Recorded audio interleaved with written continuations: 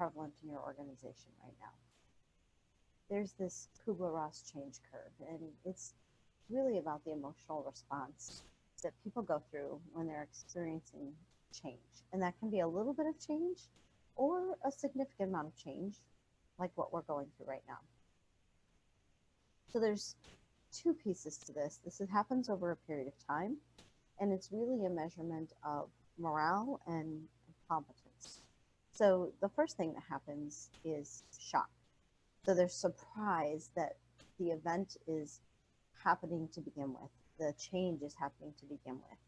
And in your organization, what you're going to see is there are people in various stages of this.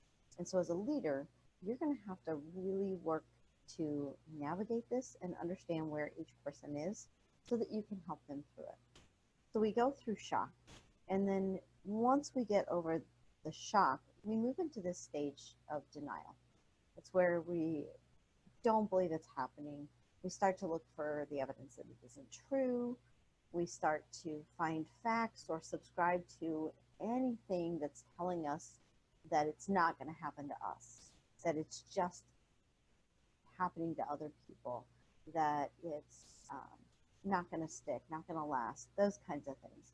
And so we just go through this phase of denial. Not me, not me, not going to happen to me. And then once we start to realize that the evidence is presenting itself to support the fact that the change is going to happen, there's this state of frustration. And it's a recognition that things are different. And sometimes we see people move beyond frustration into anger.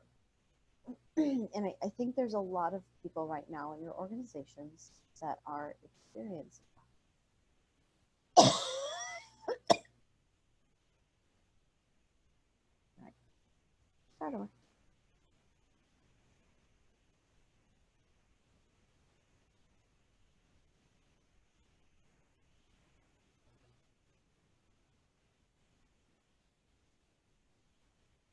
I want to share with you today a concept called the Kubler-Ross change curve. And this really helps illustrate the emotional response to change.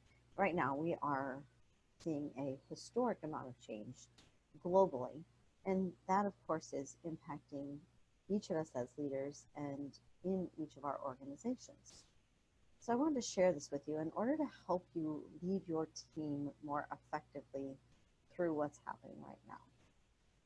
So the bottom line really measures time. So all of this is happening over a period of time.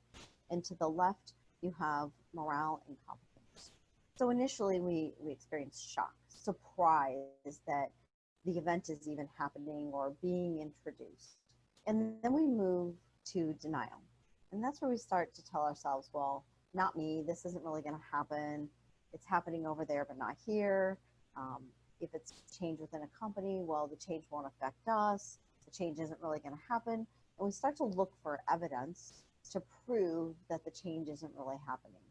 And we're in this state of disbelief. And maybe that evidence is buying into conspiracy theories or buying into social media. Whatever the case may be, there's this sense of denial. And then we start to move into understanding that the change is really going to happen. And that creates frustration. We start to realize things are going to change, and sometimes that even manifests itself in anger. Right now, we see a lot of people in our communities, in our organizations, in our country, and in the world going through this state of frustration and anger. And unfortunately, they're being very vocal about it and not leading by example, not helping to lift people up and help them through this. And so as a leader, your responsibility in this stage is to identify that somebody is here and start to help them move through the rest of this curve. Now, once we hit frustration and all of the emotion starts to settle down a bit, we generally will move into a state of depression. And that's low mood, low energy. We start to withdraw from the world around us. And right now in this virtual world where we have so many individuals who are used to having the camaraderie of an office space or a workspace, and they're being asked to step out of that and work from home, and some of them are completely alone when they're at home, this depression can actually hit and set in pretty quickly. And as a leader, it's up to you to design the communication in your organization to be able to help people through these things and identify where they're at. Are they in a state of frustration? Are they in a state of depression? Now, there's a lot of people doing really great things out there at this moment where they are providing mental health resources. And as a leader, the best thing you can do is talk to people, acknowledge that they're going through these phases, and give them a shoulder, an ear, let them be heard. Make sure that they know that you know they're still there. And then provide resources. When you identify that somebody on your team is in one of these two places, have a conversation and work to provide the needed resources so that they can move through this. Now, when we start to see the upswing of this, and this is true for any change in an organization, in our lives, we go through this phase called experiment, and that's the initial engagement with the new situation, where we start to sort of tip our toes in the water of, okay, this is happening, and it's not going to go away. So we start to allow ourselves to learn and understand what the change is.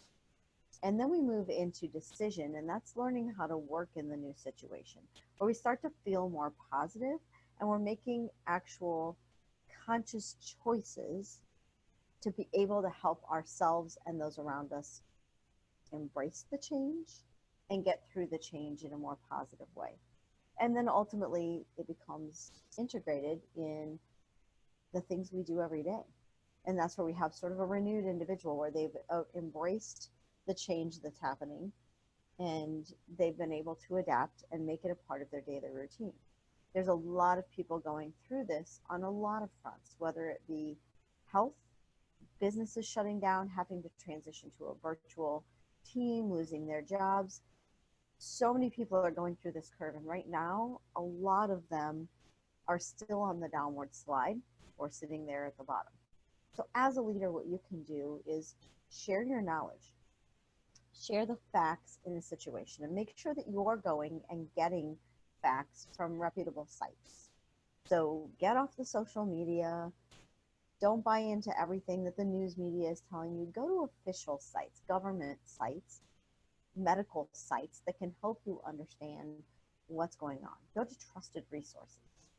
And then start to help your team develop the capability to be able to work through this. Develop the capability to adapt to the new change. And that might mean equipping them with the technology that they need to work virtually.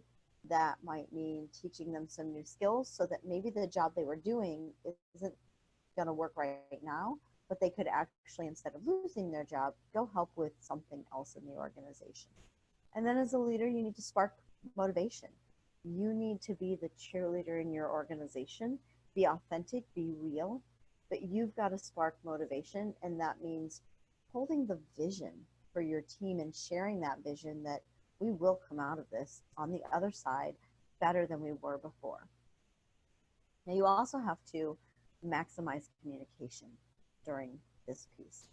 It's important to make sure that you're communicating well, and as John Maxwell puts it, communicating judiciously more than continuously. Now, that doesn't mean communicate once and done. What that means is really understand the message that you need to share and what your team needs to hear from you in that moment. It's not a barrage of emails and messages. This is purposeful communication designed to help the team continue to work through the change, maximize what they're going through, and get out better on the other side. This is a communication strategy designed to make sure that you are keeping in touch with your people, that they know what's expected, that they have some accountability, that they have some connectedness. And then get creative with realigning the things in the organization with the new change. Now, will everything the way we're doing it exactly right now stay the same? No. But we are experiencing what are considered new norms. Virtual work is a new norm. there are a lot of organizations out there having to shift to meetings over the internet, conference calls. Um, my children have a piano teacher who is actually using Zoom. She got really creative using Zoom to stay on track with keeping kids engaged in music. What an amazing, beautiful thing to do. She took the time to develop the capability in all of the parents and students to use Zoom, and she really created a great communication plan to get what she was doing out there, and using this creative solution. So now we're all realigned, and our kids are still able to have lessons. So as a leader, this is just a small example of the things that you can do in your organization in order to get everybody moving back in the same direction. And for the stability and sustainability of your team, you really need to make sure that you're getting them moved through this curve as quickly as possible, providing them the resources, equipping them with the tools so that they can come out better on the other side, and your organization can adapt to what's coming, what needs to happen, and the changes that you need to make in order to stay relevant and stay ahead of the curve so that you can stay in business and experience the uptick when we get there of the economy again. I hope this helps put in perspective what some of your people are going through and what you as a leader need to be doing to help them through this. Because whether you realize it or not, everybody is experiencing some stage of this right now, and it's up to you as a leader to be proactive and get your hands around where each individual is on this curve and create a plan to help them through it. That's how you can serve your organization right now. That's how you can serve your team. And let me tell you, when you go through this process with your team, you're creating this shared experience, this war story that now can be a culture defining thing in a very positive way if you lead well.